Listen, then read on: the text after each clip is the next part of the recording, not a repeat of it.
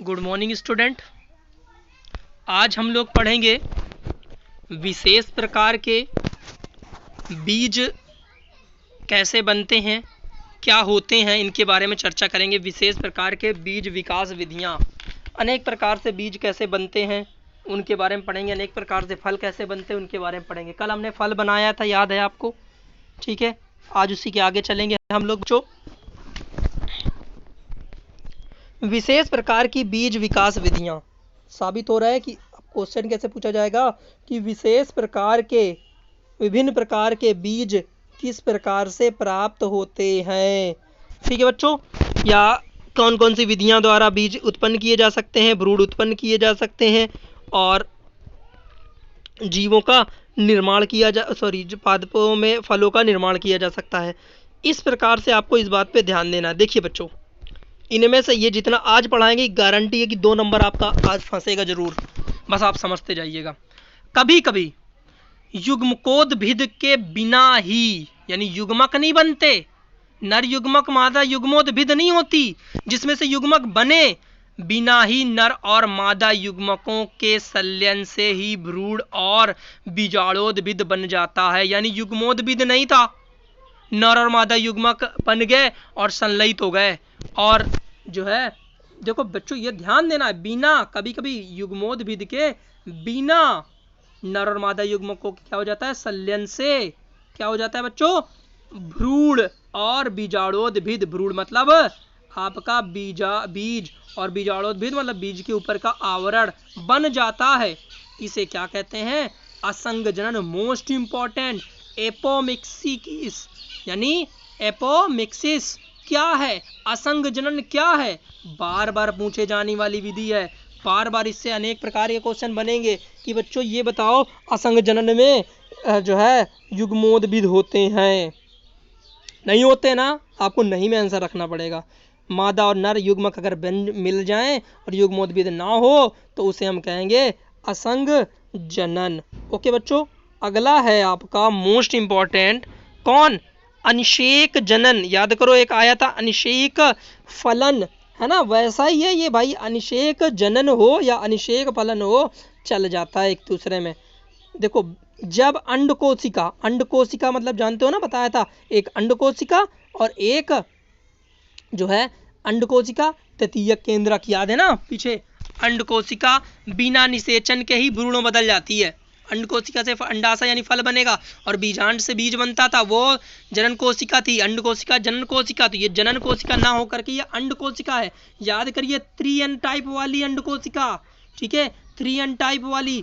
2n type तो ये खुद थी, n टाइप और मिल गया था, 3n टाइप बन गई थी, और n टाइप और n टाइप इन्होंने 2n टाइप भ्रूण बनाया था। याद है ना पीछे जब हम लोगों ने द्विनिषेचन पढ़ा था, तो जब अंडकोशिका बिना निषेचन के ही भ्रूण में बदल जाती, निषेचन नहीं किया उसने, भ्रूण बना लिया, अर्थात बिना निषेचन के मादा युग्मक का नए जीव में विकास होना क्या है भाई, पपीता जैसे होता है। पपीता देखा होगा ना, पपीते में क्या होता है, कभी कभी बीज नहीं बनते, उसका फल फूल आता है, फल क्या हो जाता है बिना निषेचन के, क्योंकि निषेचन होगा तभी बीज बनेंगे। तो आप लोग फल को काटते हैं, उसमें बीज नहीं निकलते हैं, सीधे सीधे फल निकलता है, अंदर बीज नहीं रहते। क्यों बीज नहीं है, क्योंकि उसका जो बीजांड है उससे में निषेचन ही नहीं हुआ, और उसके अंदर देखा होगा सफेद कलर का निकल आता है, क्योंकि वही बस परिपक्व हो जाता है, और ऊपर का जो फल था वो क्या हो गया, बिना निषेचन के ही फल बना लिया, और इसे कहते हैं अनिषेक जनन।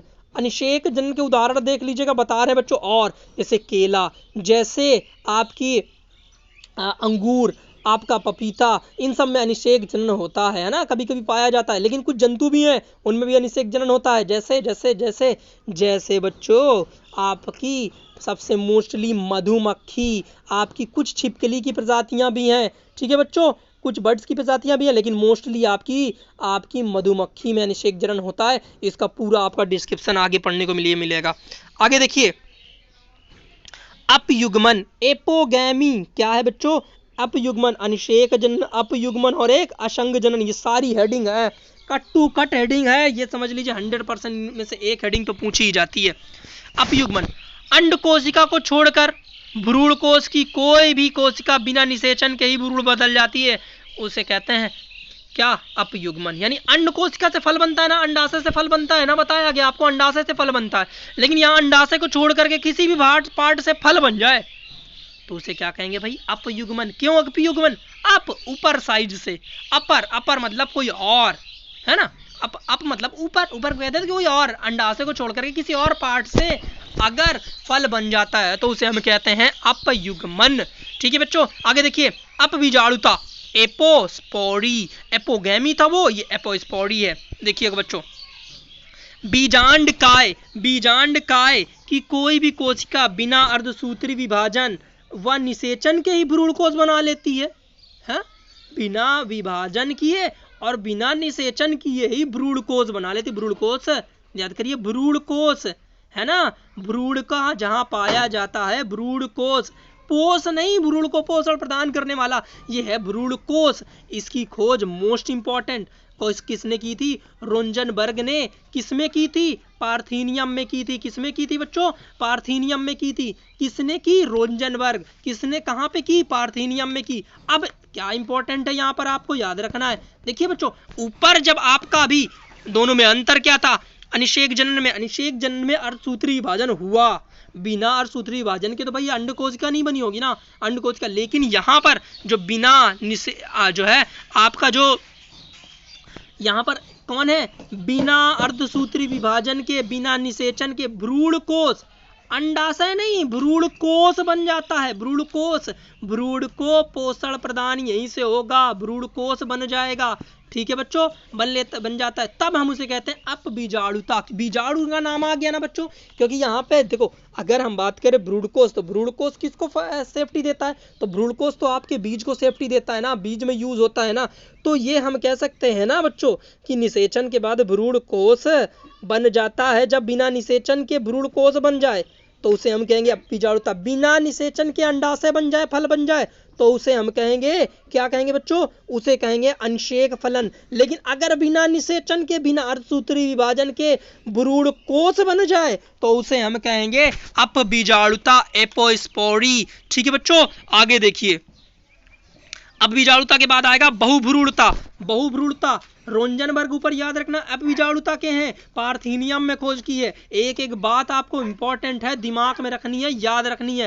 रोंजनबर्ग ने क्या किया, अपबीजाणुता की खोज की। रोंजन बेचारे रोने लगे थे, अपबीजाणुता। अप जब ज्यादा ये समझ लीजिए कि उनके ऊपर यानी कान के नीचे देने लगे, कान पे ऊपर देने लगे, अप जैसे कहते हैं ना याद रखने के लिए, अपबीजाणुता यानी अप, उनके अप पे देने लगे, अप मारने लगे उनके सर पे मारने लगे, अपबीजाणुता। तो उन्होंने क्या, रोने लगे, तो रोंजनबर्ग। ठीक है, और पार्थेनियम उनकी अर्थी निकल गई, इतना मारा गया उनको रोते रोते, है ना। चलो इस तरीके से याद रखना है अपबीजाणुता, एक सेंटेंस बना लिया करिए, रोग जोड़ लिया करिए तो याद रहेगा। आगे देखिए, बहुभ्रूणता, जब एक बीज से अनेक भ्रूण विकसित हो जाते हैं। जब एक बीज से अनेक भ्रूण विकसित हो जाते हैं, अनेक भ्रूण मतलब बीज ही तो होते हैं बच्चों, बीज ही तो होते हैं, यानी एक बीज था उससे अनेक बीज बन जाएं तो उसे हम कहेंगे बहुभ्रूणता। अगर आप लोगों ने संतरे खाए हो, खाए तो होंगे ना, हाँ अच्छे न लगते होंगे भले ही, लेकिन खाए जरूर होंगे, खट्टे भले ही हो, है ना, खा जरूर लेते हैं आप लोग। तो संतरे जो है बेटा, संतरे जो संतरा है उसमें देखो कई भी बहुत सारे बीजाणु होते हैं, बीज होते हैं। इसके साथ साथ पाइनस में और संतरे में, इनमें जो है क्या होंगे, बहुभ्रूणता होती है, बहुत सारे भ्रूण पाए जाते हैं। किसने खोज की, मोस्ट इंपॉर्टेंट, वेरी इंपॉर्टेंट है बच्चों, ठीक है ना, वेरी इंपॉर्टेंट, मोस्ट इंपॉर्टेंट, हर साल हर पेपर में पूछा जाने वाला कि अपबीजाणुता बहुभ्रूणता की खोज किसने की, तो एवी ल्यूवेनहॉक। एवी ल्यूवेनहॉक, मोस्टली ल्यूवेनहॉक याद रखना है आपको। क्या करेंगे बच्चों, ल्यूवेनहॉक। क्या कहते हैं, संतरा याद रखोगे तो आपको बहुभ्रूणता याद रहेगी और आपका हक बनता है आपका ल्यूमेन। जैसे संतरा होता है वैसे नींबू भी होता है ना, ल्यूमेन, है ना। तो लेमन, लेमन हक, लेमन को नींबू को हक से मांगो, क्योंकि अगर संतरे में बहुब्रूढ़ता है तो नींबू में भी बहुब्रूढ़ता होती है बच्चों। ये बात बिल्कुल सही है, क्योंकि संतरा और नींबू सब एक ही जाति के, तो इनमें भी बहुब्रूढ़ता होती है। तो आपको याद रखना है किसने खोज की, ल्यूवेन हक। बाकी ये भी तो याद आ ही जाएगा ना, एवी ल्यूवेन हक, एवी खोज कर ली इन्होंने, कोई ज्यादा जरूरी नहीं थी एवी खोज होगी। तो ल्यूवेन हक, एवी ल्यूवेन हक ने किसकी खोज की, बहुब्रूढ़ता की। ओके बच्चों, आगे देखिए, आगे देखिए। अनिषेक फलन क्या है बच्चों, अनिषेक फलन जब पादपों में परागकण एवं निषेचन के बिना ही, वही बात ऊपर वाली आ गई ना, फल का निर्माण होता है, तो इस क्रिया को अनिषेक फलन कहते हैं। ये तो वही बात है ना भाई, वही वाली आ गई फिर से, अनिषेक जनन वाली है ना। तो अनिषेक फलन कह दे या अनिषेक जनन कह दे, लगभग एक ही है। लेकिन बच्चों ये चैप्टर वही है, लेकिन अगर आपसे मैं कहता हूं, देखो याद रखना, अगर आपसे अनिषेक जनन कह दे, देखते हैं ना, जनन कह दे, तो आपको लिखना है कि जब बिना निषेचन के जंतु का निर्माण हो जाए। अगर आपसे फलन कह दे, क्या कह दे, फलन, तो फलन में याद रखना है कि जब बिना निषेचन के फल का निर्माण हो जाए। बिना निषेचन के जंतु का निर्माण अनिषेक जनन, जब बिना निषेचन के फल का निर्माण अनिषेक फलन। ऊपर भले ही लिखा हुआ है फल के बारे में, क्योंकि ये फल वाला चैप्टर है, तो फलन में भी और जनन में भी उसने फल कर दिया, लेकिन फिर भी ये कम सही है ना, क्योंकि पेपर में तो आपको जनन जनन लिखना है, फलन फलन में लिखना है। तो अनिषेक फलन कहलाता है, जैसे अंगूर, केला, अनानास, पपीता, नींबू। नींबू में कभी कभी बीज नहीं होते, तो इसमें भी अनिषेक फलन होता है, बिना निषेचन के ही फल बन जाए। ओके बच्चों, इतना आपको करना है। Thank you.